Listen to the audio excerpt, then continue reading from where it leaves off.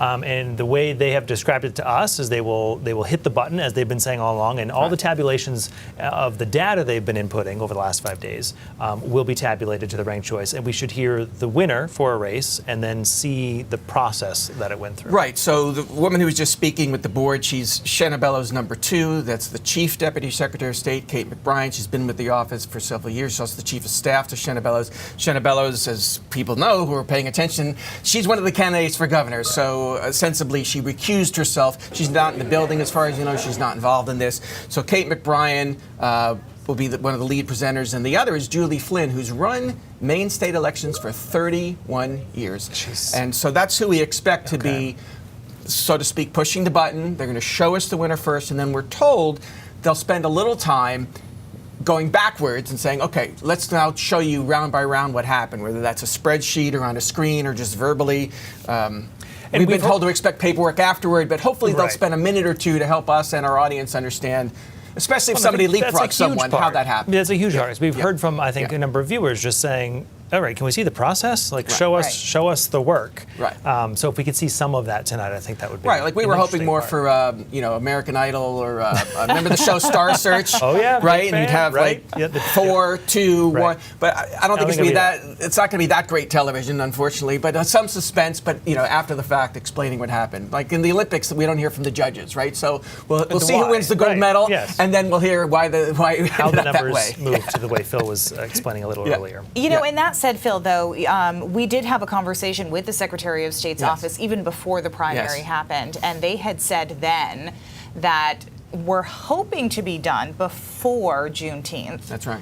So even then, they knew this was going to be a process that could take a long time. That's right. And again, 3 times in the last 4 cycles, Congressman Jared Golden, who represents CD2s, decided not to run again, which is why we had that Democratic primary. He went through this, right? He won all 3 times by like 1,000 votes.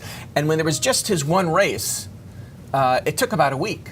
Not all 16 counties, roughly half the state's population, and it took a week just to do that. So they're doing the second CD again, plus 2 statewide races with the 2 gubernatorial primaries. So, I think we cut them a little slack, given, they've kept their word.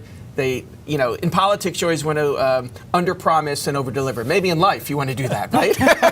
So they didn't over-promise. They haven't yet under-delivered because it's not June 19th yet. They're going to, make their deadline in a couple of minutes.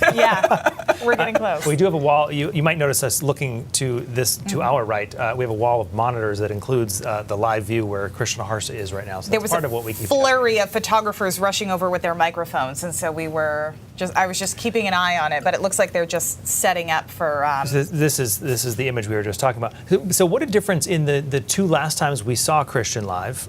Most recently, a lot of buzz in the room, a lot of people talking. Obviously, other reporters talking, but with the moment before, he was almost whispering, talking to us because it was so quiet as they were clearly finishing the final portions of that last race. And you've been watching the live stream of this, Phil, up to on a your point, computer as well to keep track of what's going on over there. Right. But it's like that. Did you ever see that movie, The Truman Show, with Jim Carrey years ago? Oh yes. Where it's just like in his room and people are watching, doing his thing, They're not doing much of a thing. That's kind of what that was watching the YouTube feed. A little look into that. Yeah. So presumably this is where they're setting up. We can see the microphones on the right side of that, and they're obviously positioning themselves to be able to relay this information. I think that's Kate McBride on the right in the black dress. To her left in the blue is Janice Spalding, who's the communications director for the department, who's been inundated by us and other reporters and journalists around the state. What's next? What's happening? Thankfully, they're setting up a mic stand, which, we want, if nothing else, to have good audio so we can hear what's happening. What they're saying. Even if we can't see numbers, we can hear them announcing whatever it is they're going to announce. Phil, you and obviously we will get to this, and that's why we're watching this as it happens. You covered each of these campaigns very closely, held a number of debates with the candidates. What jumps out to you tonight? We talked about this a little bit last Tuesday on the primary, but kind of reflecting back of where all these candidates are right now. Well, the 2 gubernatorial slates couldn't be more different. I mean, on the Democratic side, you had the four finalists, let's call them, all experienced public service, most of their adult life. Dr. Shaw in public health, not only in Maine but in Illinois and in Washington and Atlanta for the U.S. CDC. Hannah Pingree, who's currently in second, former State House Speaker, former aide to Governor Mills for most of the last 7 years. Obviously, the daughter of Congresswoman Shelley Pingree. Troy Jackson was in the Senate for the better part of 20 years, was the state Senate president for the last 6 years of his career. And Shanna Bellows has been in public life, has held a number of positions, obviously Secretary of State for the last 4 or 5 years, was also a state senator. So they have those resumes. They have the Augusta experience. They also embraced ranked choice voting. Jackson, Pingree, and Bellows cross-endorsed each other, kind of following the lead of Graham Plattner, who easily won the Senate primary, who was kind of, people in Hancock County pulled it out of him one night at a monthly meeting where they said, give us some help on the governor's race. And he announced who he had ranked first, second, third, Jackson, Bellows, Pingree, and they loved that. You know? Which was a first for us. We had not seen kind of a campaigning in that style. That's right. And so the Democrats kind of kept it civil and encouraged that cross-endorsement, that cross-ranking. Republicans, totally different profile and a totally different strategy. 6 of the 7 ran as outsiders. Only Garrett Mason, former state senator and majority leader, had Augusta experience. And he was proud of that. He says, I know how to do a budget. I know where to pull the levers. The other 6 guys were like, I'm an outsider. And I say guys because they were all men. Several of them were CEOs, 4 by my count. Bobby Charles, we described earlier, different kind of resume in public service, but in Washington. And it was a badge of honor. I have no Augusta experience. Jonathan Bush, I'm going to shrink Augusta. This was their theme. They all talked about drastically cutting the state budget, $2 billion, $4 billion, lowering the income tax, 10%. No, I'm going to eliminate it after 4 years, after 8 years. So it was sort of a bidding war about who could cut more spending, who could fight fraud better, and who could clean up Augusta with a fresh look. Totally different campaigns on both sides, and none of them talked about ranked choice. Very little. Ben Midgley and David Jones, the realtor, had a little pact of cross-endorsement. Didn't get that much attention. David Jones at the very end revealed his whole ballot. He had ranked everyone except Bobby Jones. They didn't get along. Bobby Charles, rather. Right. They didn't get along. But mostly the Republicans didn't talk about ranked choice voting because, again, they don't really embrace it. They don't like to vote early. They like to come out on election day and one and done. For the most part. So two very different approaches to the last several months. Yes.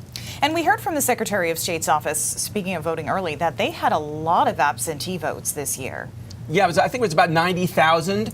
And what else did we learn? She said 3 times as many absentee voters than in 2022. No, but the ratio, Democrat to Republican, was also like 3 to 1. Was also like 3 to 1. And that's not unusual. Democrats, since the pandemic, and maybe earlier, but since the pandemic especially, have embraced mail-in voting more than Republicans, not just in Maine, but all over the country. And the data that we had right up to Election Day from our Secretary of State, indicated that trend is continuing, at least here in Maine.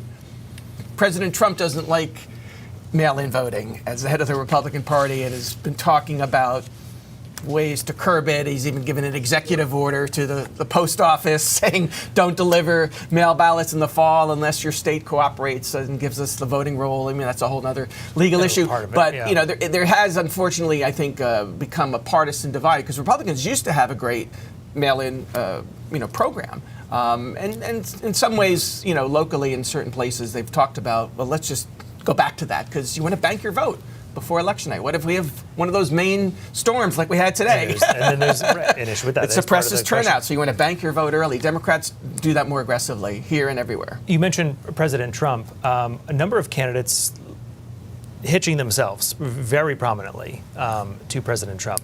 Surprising to you, not surprising to you that correlation in the run for governor? Well, look who might win. I mean, no one more than Bobby Charles did that. He even went down to the White House half a dozen times. He was very active on social media. He would post these videos in front of the old executive office building across the street. I just had a meeting at the White House. I don't think he met the president. Put himself there. Yeah, and he kept inching toward that. Garrett Mason was another one who very openly courted the White House and wanted, early on, coveted the Trump endorsement that never came. We've seen in other states where Trump has endorsed a Republican, it has seemed to have made a difference in the primary. He didn't endorse here. There's one theory about that. Ben Midgley's campaign is managed by Lauren LePage, the daughter of the former governor, Paul LePage, who's pretty close to the White House. And this is a little speculative, but there might have been communication from Paul LePage to the White House. Hey, don't mess up my daughter's campaign and endorse someone running against me. You know, I've heard people talk about that. I'm not confirming that. I have no idea. But the president did not endorse anybody. It might have helped someone on the other, you know, like Mason. But on the other hand, if Bobby Charles was waiting for that, he didn't need it because he's well ahead and he's the most MAGA Trumpy Republican. What he says, his policies, talks a lot about lowering crime, even though crime's not so high in Maine. He talks a lot about immigration, being tough on immigration. So sounds like President Trump. His posture and policies align pretty well with President Trump, and maybe that's what the Republican Party wants. Well, and he seems to be the one staying active on social media, where all of the other candidates seem to have kind of like, last post was June 9th. You mean since the primary night? Right. Yeah, well, maybe they're, in their minds, think it's a lost cause. Maybe they can do math, like we were talking earlier. I mean, he's got almost double the votes of the next two closest competitors. But even the Democratic and candidates have been fairly quiet there. Yeah, I know Trey Jackson went fishing for about 4 days. Yeah, he said that on election night. He could still be fishing, yeah. I mean, what are you going to do? It's all this speculation, all this path to victory. Yep. We don't know. I mean, it's literally frozen in time on June 9th, and it's just all this work behind the scenes to figure out what's going on. Elections obviously cost money. We have talked a lot about the money that's been poured into a number of campaigns, both locally and at the federal level. Money aside, is it unusual that we didn't see really much activity since June 9th from campaigns, that everyone kind of just went, all right, we're going to sit and wait, as opposed to, I believe in myself, I think I have a chance, I'm going to stay out there? No, I'm not. I'm muting your computer. Yeah, I was wondering. I was trying to do that. I thought I muted my phone, but you know, you can't beat the technology. It only beats you. Sorry about the beeps. Obviously, they're audible. No. Okay. I mean, there's nothing more they can do. There's no outstanding vote. Yeah. We have a strict rule. Any ballots to be counted had to be received by 8 p.m. on Tuesday. Leave it to that. Anyway.